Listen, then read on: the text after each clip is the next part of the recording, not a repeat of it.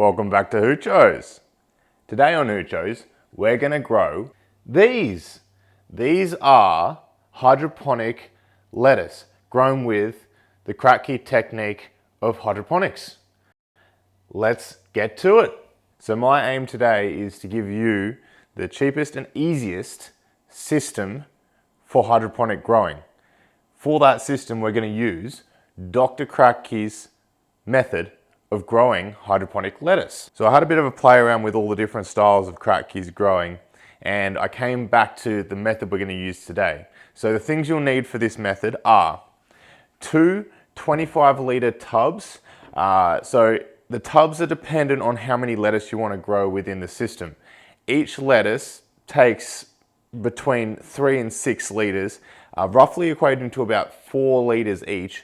So we're going to try and grow 6 lettuce within this 25-litre tub. And on top of that tub, we're going to use this. This is multi-use extruded foam paneling. Now, you want to make sure it's extruded foam and not expanded foam, because this has consistency throughout the board. Expanded foam can have air pockets and such. This is really useful foam for what we're doing today, which is drilling easy holes or cutting easy holes so that you don't have to buy yourself a drill if you don't have one, or floating raft systems, which we'll come to in the future. So the reusability of this foam for me is important. If I want in the future, I'd like to be able to take this off the top of this system and place it into a raft system. You'll also need some net cups, but you're not limited to net cups here. You can use nursery tubes or really anything that will hold medium in such a way that it still allows water to enter in and the roots to penetrate through and down into the nutrient solution. I'll be using a hole saw, but if you like, you can use a pipe the same size as your net cup, slightly smaller, and sharpen the end and push it directly through the foam. I'm only using hole saws because I already have them. You'll also need some kind of growing medium, whether it's rock wool, cocoa perlite, which I'll be using today, vermiculite, perlite, or anything really that holds a plant in place. We'll be starting seeds in this system today. I'll be using cocoa perlite because it has a really nice wicking action if you have the bottom slightly submerged within the nutrient solution. So let's get to marking out the size we're going to cut on our foam boards and place them over our containers. And you can literally just use a kitchen knife to cut through this foam board.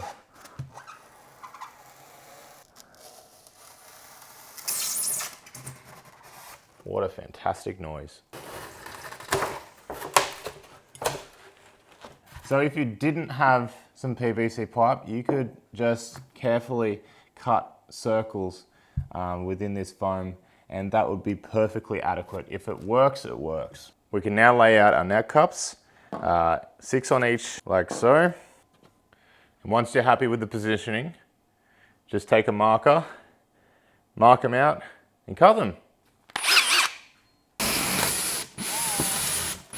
Oh wow, that was easy. I'll just warn you now, this process is going to make a hot mess. Hot tip to go with your hot mess, just take the center drill bit out, so when you want to push out the cutouts, it's a lot easier. That's basically the hardest part over and done with. Now we're going to mix up our growing medium, which is 60-40 cocoa perlite, and put it in the net cups. All right, so here's our growing media. We're just going to fill our pots loosely and place them into our extruded foam. So this is an inert media. The perlite is there to give it some aeration, and the cocoa peat is there to wick. There's no nutritional content in this.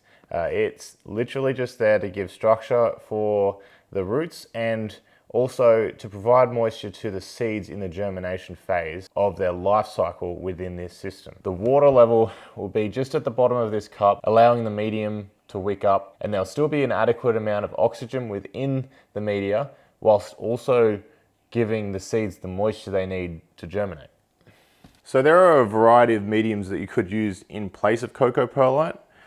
Just use the one that's cheapest for you. I discourage using anything organic, like soil or seed raising mix. Although this is organic, it is sterilized. Rock wool, cocoa, perlite, vermiculite, all of these are good starter mediums. You can even start in hydroton clay balls. The seeds do have a tendency to drop out of those, so you may transplant into hydroton if you have a preference for hydroton. You can start seeds in hydroton. It's just a little bit hit and miss sometimes. Let's plant some seeds. For the lettuce today, I'm using Cos. So these are seeds I saved myself from a lettuce plant that I let go to seed. I collected the flower stem after it had seeded, just let it dry in a bucket, shook it into the bucket, and then collected what remained. Now I've had a fantastic germination rate with these seeds just because they're so fresh. So I'm not gonna put too many in each one because I don't wanna have to thin out too many. You really only want one lettuce plant per hole. So you can choose the strongest, but I don't like wasting seeds. So we're just gonna make a little divot in the top. Make sure you don't compress that cocoa perlite too much. You want it as loose as possible. Then we're just gonna go along and put seeds there. Said I wasn't gonna use many, but there's a lot of seeds going in these holes. Oh well. And I'm just gonna cover them over. Let's put these containers in place. I'm gonna grow them under lights. You don't have to. I'm just growing them under lights because I can control the environment and I can set up a time-lapse camera. So as you can see here, the net cups only come out just below the bottom of the surface of the phone. So we want to fill up these containers almost to the very top so that the bottom part of this, probably 1/2 centimeter, is submerged within that nutrient solution. Now I'm going to add in the hydroponic nutrient. My hydroponic nutrient is a high nitrogen. It's a Campbell's Diamond Blue. So for the Campbell's Diamond Blue, I'm using 15 grams of each. Usually I'd use 25 for 25 litres. So 25 grams of Diamond Blue and 25 grams of the Nitro Cal. However, I'm trying to get to 1.5 EC, which is lower than I would usually go for most plants, but it's a lettuce, a leafy green, so the EC is not going to be very high. We want to keep it at that low 1.5 EC.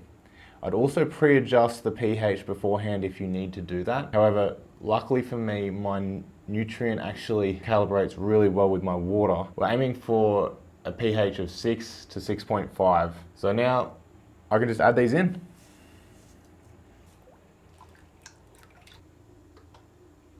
So my EC jumped a little high, so I'm adding in water just to try and get it back down. So it's right between 1.4 and 1.6, which is perfect. And I'm happy with 6.5. So now we can just chuck on our tops. We can check our water level by just dropping in our cup. And with this, we can see that it's not touching the bottom of most of the net cups. So I'm just going to add in some solution till we get bottom of that net cup submerged like that. Not too much, just enough to wet the bottom. All right, that's it. We're ready to grow.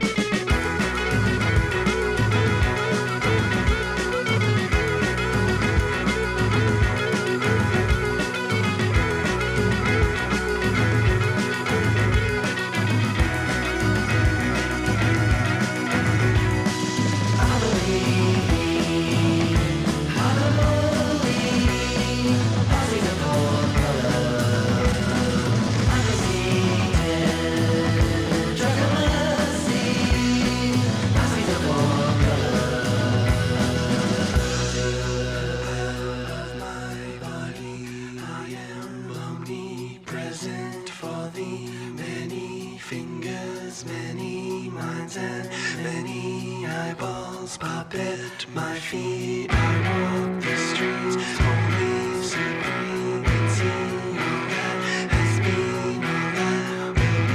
Third eye is free. I am nobody, tetrachromacy.